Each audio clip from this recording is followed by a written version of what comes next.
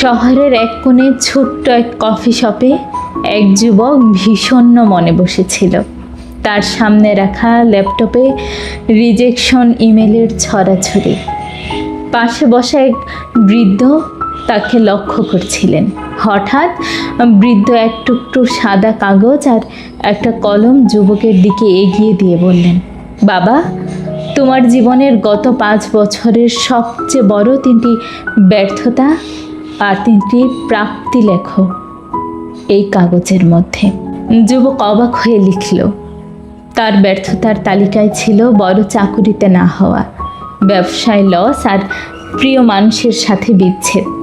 আর প্রাপ্তির তালিকায় ছিল একটি ছোট্ট কাজের সুযোগ, অসুস্থ বাবার সুস্থতা আর কঠিন সময়ে পাশে থাকা 2 জন বন্ধু।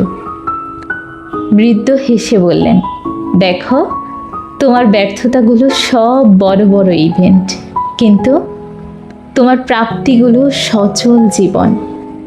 আমরা আসলে সাফল্য বলতে শুধু বড় অর্জনকে বুঝি, আর বেঁচে থাকা বলতে যে শান্তিটুকু প্রয়োজন সেটাকে তুচ্ছ মনে করি।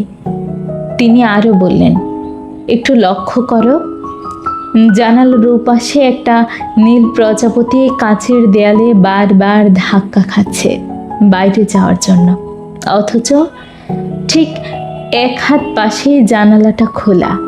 প্রজাপতিটা ভাবছে সে চেষ্টা করছে, কিন্তু আসলে সে ভুল জায়গায় চেষ্টা করছে। আমাদের জীবনটাও এমন। আমরা অনেক সময় সমাজের চোখে সফল হওয়ার জন্য এমন এক বন্ধ জানালার কাছে মাথা ঠুকি যেখানে কোনো পথ নেই,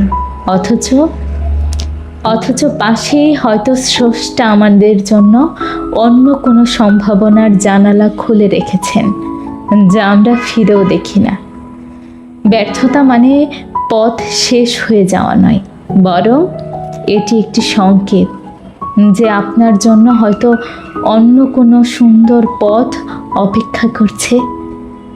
আমরা প্রায়ই গন্তব্যের লোভে বর্তমানের সুন্দর মুহূর্তগুলোকে অনুভব করতে ভুলে যাই।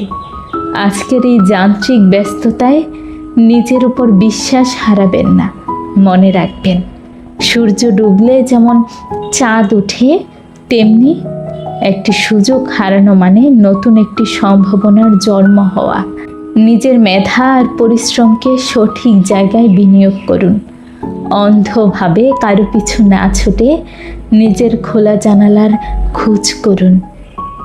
আপনার জন্য শুভকামনা রইল।